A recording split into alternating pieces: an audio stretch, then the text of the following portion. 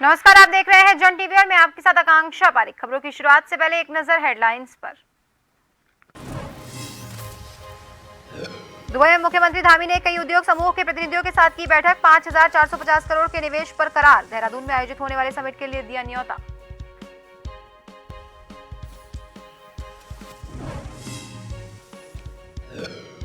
मंत्री प्रेमचंद अग्रवाल ने किया आजीविका मेले का शुभारंभ। महिलाओं द्वारा बनाए गए स्थानीय उत्पादों को बाजार मुहैया कराना उद्देश्य। पौड़ी बस अड्डे और गार्डर ब्रिज का भी किया निरीक्षण।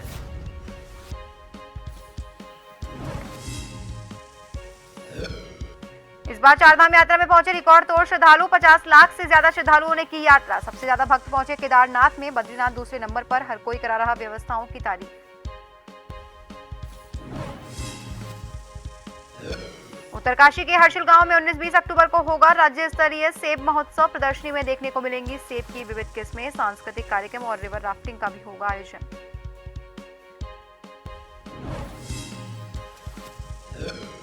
और पहाड़ों में 3 दिन की बरसात और बर्फबारी के बाद निकली चटक धूप से मौसम हुआ सुहाना। चांदी की तरह चमक रही ऊंची ऊंची पहाड़ियां। लगातार चल रही बर्फीली हवाएं।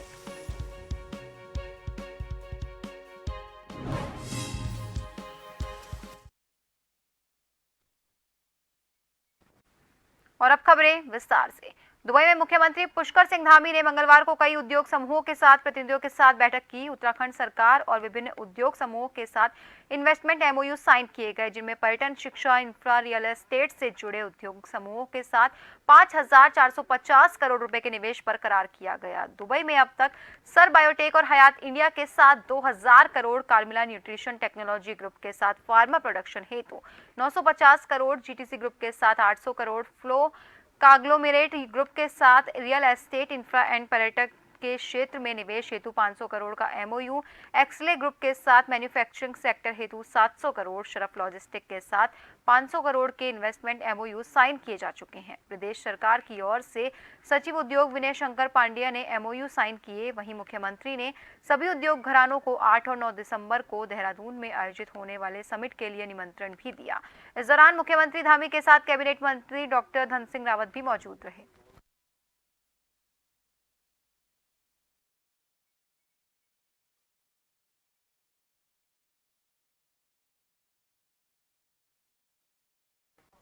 और वहीं इस खबर की ज्यादा जानकारी के लिए हमारे साथ ब्यूरो चीफ एसएन पंत सीधा हमसे फोन लाइन पर जुड़ चुके हैं। एसएन पंत जी, उत्तराखंड में इन्वेस्टमेंट समिट होने जा रहा है, जिसके चलते मुख्यमंत्री पुष्कर सिंह धामी पहले ब्रिटेन के दौरे पर गए थे और अब वो दुबई के दौरे पर हैं, ताकि वो निवेशकों को वहां से आकर्षित कर सकें। तो आपसे जानकारी लेना चाहेंगे कि मुख्यमंत्री पुष्कर सिंह धामी के इन देशों के दौरे से इन्वेस्टर समिट पे कितना असर पड़ेगा और कितना ज्यादा निवेश आकर्षित करने में वो सक्षम हो पाएंगे। बिल्कुल आकांक्षा, आपको बताना चाहूंगा, उत्तराखंड सरकार ग्लोबल इन्वेस्टर समिट करने जा रही है और आगामी 8 और 9 दिसंबर को प्रस्तावित ये कार्यक्रम किया गया है। यानी राजधानी देहरादून के एफआरआई में ग्लोबल इन्वेस्टर समिट का आयोजन किया जाएगा, जिसमें देश और विदेश के तमाम बड़े औद्योगिक घरानों को आमंत्रित किया गया है। और सबसे पहली बात कि उत्तराखंड में राजस्व की प्राप्ति हो, बेरोजगारों को रोजगार के रूप में नए पदों का सृजन हो, आर्थिकी मजबूत हो, यहाँ का जो उत्तराखंड की जो जवानी और उत्तराखंड का पानी, उसको उत्तराखंड में रोकने का काम किया जा सके, पहाड़ से पलायन रुक सके, यहाँ पर अच्छी इंडस्ट्री आ सके, अच्छी होटल्स आ सके, रियल एस्टेट का कारोबार और आगे बढ़ सके, सड़कों का जाल बेहतर हो सके, ट्रांसपोर्टेशन सुविधा बेहतर हो सके। इस तरीके से एक बड़े निवेश की आवश्यकता को है और राज्य को निवेश की आवश्यकता को आधार मानते हुए उत्तराखंड सरकार ने एक प्लान तैयार किया ग्लोबल इन्वेस्टर समिट के जरिए। और इस समिट में तकरीबन 2.5 लाख करोड़ निवेश लाने का लक्ष्य निर्धारित किया गया है, जिसमें उत्तराखंड समेत देश के अलग अलग राज्यों में जाकर के मौजूदा सरकार के मुखिया और उनके कैबिनेट मंत्री, उनके अधिकारी और पूरी की पूरी सरकार रोड शो कर रही है, प्रचार प्रसार कर रही है औद्योगिक घरानों से सीधा संपर्क कर रही है और कहीं न कहीं उत्तराखंड में सरकार उनको क्या सहूलियतें देगी। दूसरे राज्यों के मुकाबले उत्तराखंड में अगर कोई अपनी मैन्युफैक्चरिंग या पैकेजिंग इकाइयां लगाता है या फिर उत्तराखंड में कारोबार को आगे बढ़ाता है तो सीधा उसका लाभ किस रूप में होगा, इसको समझाने का प्रयास राज्य सरकार और उनके अधिकारियों की ओर से किया जा रहा है। इसके अलावा मैं ये भी कहना चाहूंगा कि 2 दिवसीय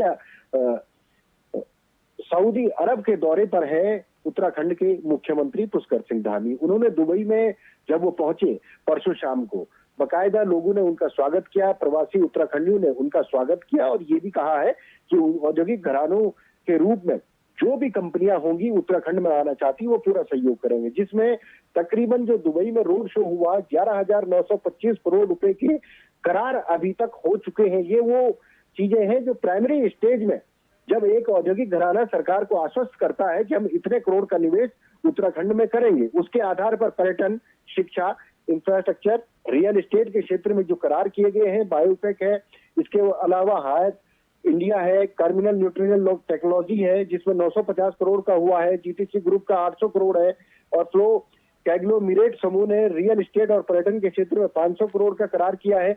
कुल मिलाकर के अगर आप देखेंगे तो तकरीबन 11,925 करोड़ रुपए का करार दुबई में जाकर हुआ है, जहां रोड शो मुख्यमंत्री ने किया। अबू धाबी में रोड शो चल रहा है, तो कुल मिलाकर आप देखेंगे 2.5 लाख करोड़ का निवेश लाने का लक्ष्य निर्धारित किया गया और जिसमें लगातार मुखिया पुष्कर सिंह धामी आगे बढ़ रहे हैं, लोगों से संवाद कर रहे हैं, उनको उत्तराखंड में निवेश करने के लिए आमंत्रित कर रहे हैं और आगामी 8 और 9 दिसंबर को ये कार्यक्रम देहरादून में प्रस्तावित है। इस कार्यक्रम में अब देखने वाली बात होगी कि कितने औद्योगिक घराने आते हैं, कितने देशों के प्रतिनिधि आते हैं, किस रूप में वो उत्तराखंड में निवेश करने के लिए आगे बढ़ते हैं।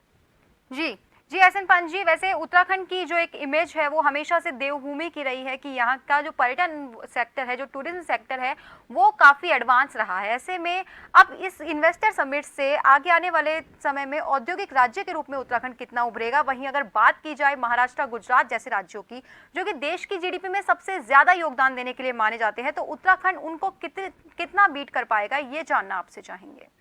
बिल्कुल, देखिए उत्तराखंड सबसे पहले अपने प्रदेश को स्वावलंबी बनाने के लिए राज्य सरकार नीति बना रही है, क्योंकि उत्तराखंड कोई पुराना प्रदेश नहीं है। तकरीबन 22 से 23 साल उत्तराखंड को बने हुए हैं और उत्तराखंड में जो उत्तराखंड की आर्थिकी है, क्योंकि उत्तराखंड में उतने रोजगार का सृजन नहीं हो पाता है। एक तरफ मैदानी जिले हैं, दूसरी तरफ पर्वतीय क्षेत्र है। पर्वतीय क्षेत्रों में किसानी और बागवानी के आधार पर जीवन की दिनचर्या चलती है, लेकिन मैदानी इलाकों में इंडस्ट्रियां आती है। लेकिन उन इंडस्ट्रियों को पहाड़ में चलाने के लिए बाकायदा बड़े औद्योगिक घरानों का आना जरूरी है, क्योंकि ताकि वो अपनी अगर वो सिर्फ देहरादून, हरिद्वार, उधमसिंह में स्थापित करते हैं तो लिहाजा उनको गौचर, कर्णप्रयाग या पिथौरागढ़, बागेश्वर, उत्तरकाशी में भी अपनी कंपनियों की ब्रांचों को डालना पड़ेगा, ताकि उत्तराखंड के पढ़े लिखे जो नौजवान हैं, जो युवक युवतियां हैं, उनको स्थानीय क्षेत्र पर रोजगार मिल सके। उससे पलायन भी रुकेगा, आर्थिकी भी मजबूत होगी। जहां तक दूसरे राज्यों का सवाल है कि दूसरे राज्यों से बेहतर उत्तराखंड कैसे कर सकता है, तो पर्यटन के लिहाज से उत्तराखंड देश के अग्रणी भूमि राज्यों में निभा सकता है। इसमें चाहे वो रोपवे के जरिए बिजनेस किया जाए, होटल इंडस्ट्री में किया जाए, रियल एस्टेट में किया जाए, या फिर जल विद्युत परियोजनाओं के क्षेत्र में किया जाए, या अच्छा जो शिक्षा के क्षेत्र में किया जाए, अस्पताल के क्षेत्र में किया जाए, स्वास्थ्य सुविधाओं के क्षेत्र में किया जाए, इसको लेकर के औद्योगिक घरानों को आमंत्रित किया गया है।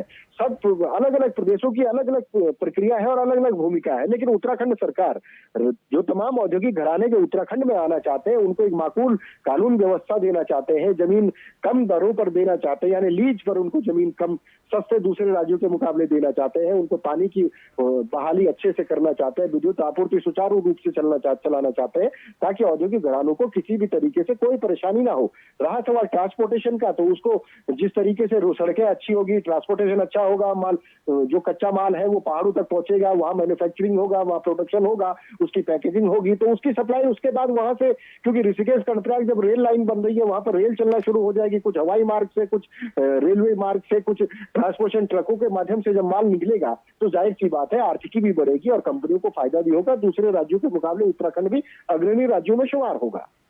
जी, बहुत बहुत धन्यवाद एसएन पंत जी, तमाम जानकारी साझा करने के लिए और हमारे साथ जुड़ने के लिए। तो आप सभी को बता दें कि आगे आने वाले 8 और 9 दिसंबर को उत्तराखंड में ग्लोबल इन्वेस्टर समिट का आयोजन होने वाला है और इसी के चलते लगातार मुख्यमंत्री पुष्कर सिंह धामी और तमाम कई बड़े नेता ग्लोबल इन्वेस्टर समिट के लिए इन्वेस्टर्स को उत्तराखंड में निवेश करने के लिए आकर्षित करने में जुटे हुए हैं और इसी के चलते उद्योग समूहों से 5,450 करोड़ के निवेश पर करार भी कर लिया गया है। अब देखना यह होगा कि आगे आने वाले ग्लोबल इन्वेस्टर समिट में कितने लोग उत्तराखंड में निवेश करने में दिलचस्पी लेते हैं। दरअसल उत्तराखंड में प्रदेश सरकार लगातार लोगों को अपनी तरफ आकर्षित कर रही है ताकि वो उत्तराखंड को एक पर्यटन राज्य से उभर कर आगे बढ़कर एक औद्योगिक राज्य बनाने में भी महत्वपूर्ण योगदान दे सके।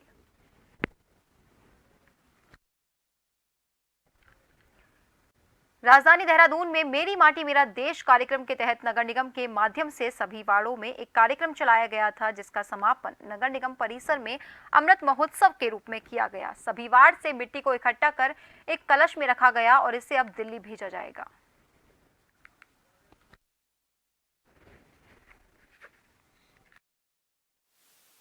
कि आज पूरे देहरादून जिले से जो अमृत कलश माननीय प्रधानमंत्री जी के आह्वान पर मेरी माटी मेरा देश, मिट्टी को नमन वीरों को वंदन कार्यक्रम जो है पूरे देश भर में जो है बड़े जोश और उत्साह के साथ और अपने वतन के प्रति जो प्रेम और स्नेह दिखाने का मौका इस कार्यक्रम के माध्यम से मिला है। सबको अपनी मिट्टी से जुड़कर रहना चाहिए और मिट्टी के साथ साथ जो आज यहाँ पर कार्यक्रम में हमारे शहीदों के परिवार आए हैं, हमारे स्वतंत्रता सेनानी परिवार आए हैं, हमारे सैनिकों के परिवार आए हैं।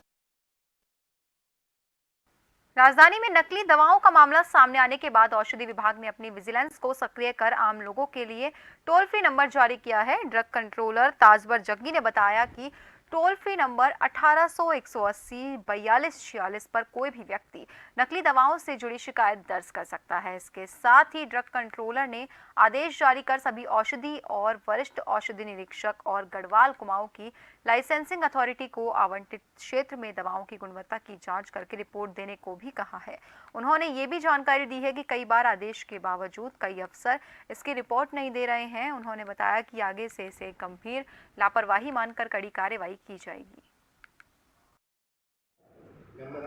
हमने एक टोल फ्री नंबर जारी किया हुआ है कि कोई भी शिकायत, किसी भी प्रकार की कोई शिकायत है, कोई सब स्टैंडर्ड दवा बन रही है या आपका क्या कहते कोई बिल नहीं दे रहा किसी को या कोई दवा जो है उसको लगता है कि ये सही नहीं है, तो उसके लिए हमने टोल फ्री नंबर जारी किया है कि 1800-180-4246, जिस पर कि कोई भी आम नागरिक उसमें शिकायत दर्ज कर सकता है, उस पर तत्काल कार्रवाई की जाए। फिल्म अभिनेत्री शहरी अग्रवाल ने काशीपुर नगर निगम में पहुंचकर स्वच्छता और पर्यावरण का संदेश दिया। उन्होंने कहा कि शहर को खूबसूरत बनाने के लिए प्लास्टिक का इस्तेमाल बंद करना होगा। स्वच्छ भारत स्वस्थ भारत अभियान के तहत काशीपुर नगर निगम में पहुंची अभिनेत्री शहरी अग्रवाल ने कहा कि सिंगल प्लास्टिक यूज को भारत सरकार ने बैन किया है, इसके बावजूद हम इससे बाहर नहीं निकल पा रहे। इसके साथ ही कहा अकेले कोई कार्य सफल नहीं होता, हम सब मिलकर ही शहर को खूबसूरत बना सकते हैं। सबसे पहले कहूँगी कि मुझे इस काबिल समझा गया कि यहाँ पर बुलाया गया सभी लोगों को मेरा मैसेज देने के लिए, और मैं सभी लोगों को ये मैसेज देती हूँ कि स्वच्छता एक बहुत ही इम्पॉर्टेंट चीज़ है। जैसे कि हम अपना घर स्वच्छ रखते हैं, अपने आप को स्वच्छ रखते हैं, उसी तरह हमें पर्यावरण को और अपने सबसे पहले तो अपने खुद की सिटी को, अपने शहर को स्वच्छ रखना है, क्योंकि कोई भी कार्य की शुरुआत घर से होती है। तो हम अकेले कुछ भी कर नहीं सकते हैं, हम सबको मिलकर ही ये कार्य करना पड़ेगा। ब्रेक के बाद एक बार फिर से आप सभी का स्वागत है। बढ़ते हैं अगली खबर की ओर। उत्तरकाशी के सीमांत क्षेत्र के हर्षिल गांव में आगामी 19 और 20 अक्टूबर को राज्य स्तरीय सेब महोत्सव का आयोजन किया जा रहा है। हर्षिल में आयोजित होने वाला 2 दिवसीय राज्य स्तरीय सेब महोत्सव बहुआयामी होगा। इस महोत्सव की प्रदर्शनी में जहां सेब की विविध किस्में देखने को मिलेगी, तो वहीं बागवानी को लेकर विशेषज्ञों से संवाद, नई तकनीकों की जानकारी जैसे अनेक महत्वपूर्ण सत्र भी आयोजित किए जाएंगे। इस कार्यक्रम पर सांस्कृतिक कार्यक्रम और रिवर राफ्टिंग आदि गतिविधियों का आयोजन भी होगा। महोत्सव के आयोजन की तैयारियों को अंतिम रूप देने के लिए जिलाधिकारी अभिषेक रुहेला ने जिला मुख्यालय पर अधिकारियों की बैठक लेकर वाइब्रेंट विलेज के इस महत्वपूर्ण आयोजन को कामयाब बनाने के निर्देश दिए।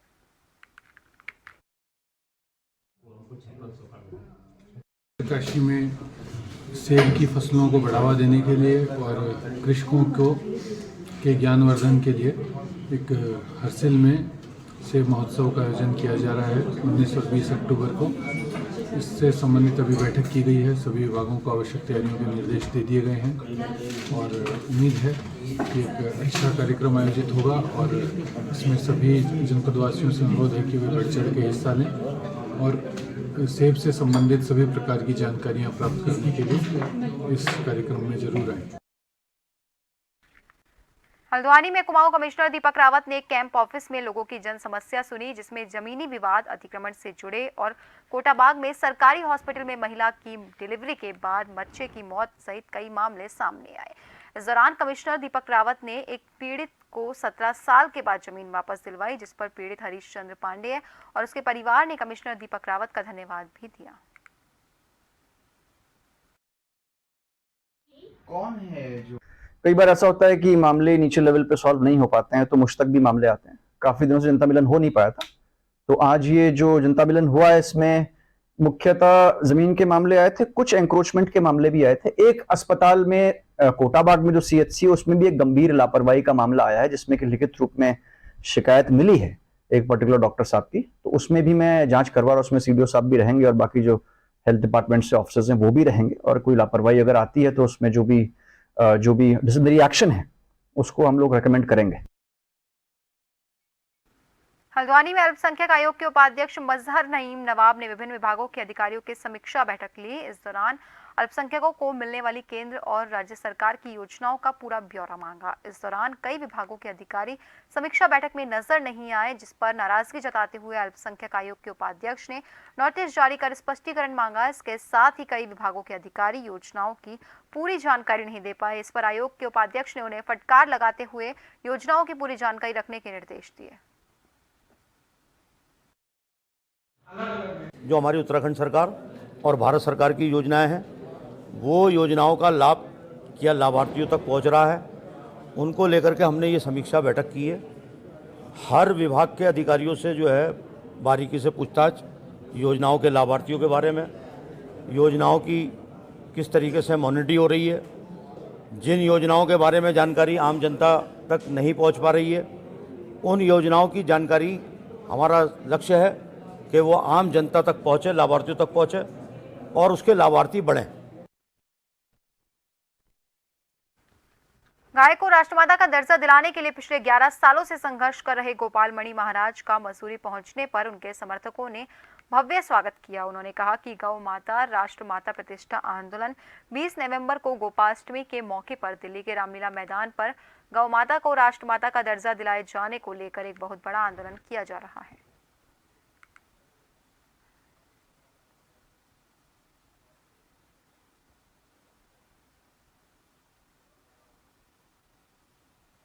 गाय माता है तो भारत सरकार ने संवैधानिक दृष्टि से गाय को माता का दर्जा क्यों नहीं दे रखा। और आपको प्रसन्नता होगी इस बात की कि उत्तराखंड विधानसभा ने और हिमाचल विधानसभा ने इस प्रस्ताव को, एक सूत्रीय प्रस्ताव को पास करके केंद्र को भेजा है कि गौ माता को राष्ट्रमाता का सम्मान मिलना चाहिए। हम उत्तराखंड की विधानसभा को और हिमाचल की विधानसभा को बहुत बहुत धन्यवाद देते हैं जिन्होंने इस एक पंक्ति के प्रस्ताव को केंद्र को भेजा। पहाड़ों में 3 दिन की बरसात और बर्फबारी के चलते अब मौसम सुहाना हो चुका है। चटक धूप खिल चुकी है, जिसकी वजह से ऊंची ऊंची पहाड़ियां दूर से देखने पर बेहद खूबसूरत चांदी की तरह दिखाई दे रही है।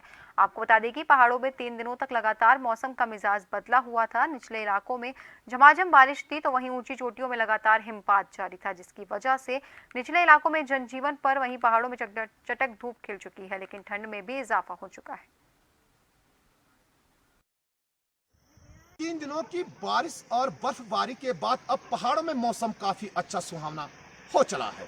पहाड़ों में चटक धूप खिल चुकी है और पहाड़ियां दूर से ही देखने पर बेहद खूबसूरत दिखाई दे रही है। तस्वीरों में ये आप देख सकते हैं, सामने की पहली तस्वीरें ये देख सकते हैं, जोशीमठ नगर की ऊंची चोटियां हैं और इन ऊंची चोटियों में आप देख सकते हैं कई फीट बर्फ की चादर जमी हुई है। ये देख सकते हैं आप तस्वीरों में, ऊंची चोटियां दूर से ही चांदी की तरह चमक रहे हैं। अगर मैं बात करना चाहूं ऊंची चोटियों की, तो ऊंची चोटियों में काफी बर्फ की चादर बिछी हुई है, जिस कारण निचले इलाकों में कड़ाके की ठंड महसूस की जा रही है। यहाँ के जो लोग हैं वो लोग अलाव का सहारा आज भी लेते हुए यहाँ पर साफ साफ देखे जा रहे हैं। ये दूसरे नंबर की तस्वीरें मैं आपको दिखाना चाहूंगा। ये देख सकते हैं, ये देख सकते हैं किस तरह से ऊंची चोटियों में कई फीट बर्फ की चादर बिछी हुई है। ये आप तस्वीरों में अंदाजा लगा सकते हैं। मैं जरा कैमरामैन साथी से जरा गुजारिश करूंगा कि जरा इस तस्वीर को थोड़ा सा जूम करके दिखाएं हमारे दर्शकों को, ताकि हमारे दर्शक घर बैठे बैठे इन ऊंची चोटियों का दीदार कर सकते हैं। ये देख सकते हैं पहाड़ियां चांदी की तरह चमक रही है। पहाड़ों में आज चटक धूप खिल चुकी है, जिस कारण यहां का जो जनजीवन है वो फिर से लौट आ चुका है। क्योंकि लगातार जिस तरीके से पहाड़ों में 3 दिनों तक बारिश और बर्फबारी देखने को मिली थी, ऐसे में निचले इलाकों का जनजीवन पर काफी असर पड़ गया था। कैमरामैन साथी आदित्य भंडारी के साथ नवीन सिंह, जोशीमठ। चारधाम यात्रा के सकुशल संचालन, यात्रा को सुरक्षित और सुगम बनाने के लिए पुलिस की भूमिका सबसे महत्वपूर्ण है। बद्रीनाथ, केदारनाथ, गंगोत्री, यमुनोत्री धाम में इस बार 50 लाख से ज्यादा श्रद्धालुओं ने यात्रा की है। डीजीपी अशोक कुमार का कहना है, पुलिस शासन लगातार इंतजाम को बेहतर कर रहा है, जिसकी वजह से लगातार श्रद्धालुओं की तादाद बढ़ रही है। सबसे ज्यादा श्रद्धालुओं ने केदारनाथ धाम में यात्रा की है, दूसरे नंबर पर बद्रीनाथ धाम रहा है। उनका कहना है, पुलिस विभाग लगातार बेहतर सुविधाएं उपलब्ध इंतजाम कर रहा है। आपको बता दें, अभी बद्रीनाथ, केदारनाथ, गंगोत्री, यमुनोत्री धाम के कपाट बंद होने में वक्त है और लगातार श्रद्धालुओं की तादाद बढ़ रही है। कांवड़ से पहले यात्रा जो है 30 लाख के रेंज में होती थी, और फिर कांवड़ के बाद अचानक से जो आई तो यात्री आपको पता है पहले साल 37 लाख और फिर 46 लाख हर साल बढ़ती जा रही है, और इस बार 50 लाख पार कर गई है। तो हमारे लिए बड़ी चुनौती तो है, और कई बार स्थिति विकट भी हो जाती है, क्योंकि अभी सिस्टम में इतनी जब भीड़ एक लेवल को पार करती है, उसके बाद सिस्टम में व्यवस्था में मतलब जगह मुश्किल हो जाती है। और अब आखिर में एक नजर हेडलाइंस पर। दुबई में मुख्यमंत्री धामी ने कई उद्योग समूहों के प्रतिनिधियों के साथ की बैठक, 5,450 करोड़ के निवेश बरकरार। देहरादून में आयोजित होने वाले समिट के लिए दिया न्योता।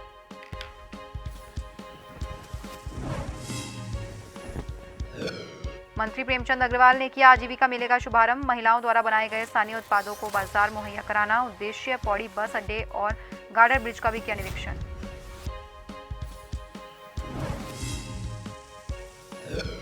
इस बार चारधाम यात्रा में पहुंचे रिकॉर्ड तोड़ श्रद्धालु, 50 लाख से ज्यादा श्रद्धालुओं ने की यात्रा। सबसे ज्यादा भक्त पहुंचे केदारनाथ में, बद्रीनाथ दूसरे नंबर पर। हर कोई कर रहा व्यवस्थाओं की तारीफ।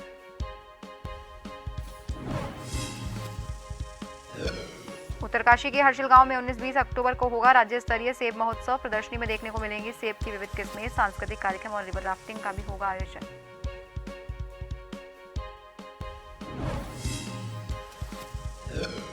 और पहाड़ों में 3 दिन की बरसात और बर्फबारी के बाद निकली चटक धूप से मौसम हुआ सुहाना। चांदी की तरह चमक रही ऊंची ऊंची पहाड़ियां, लगातार चल रही बर्फीली हवाएं।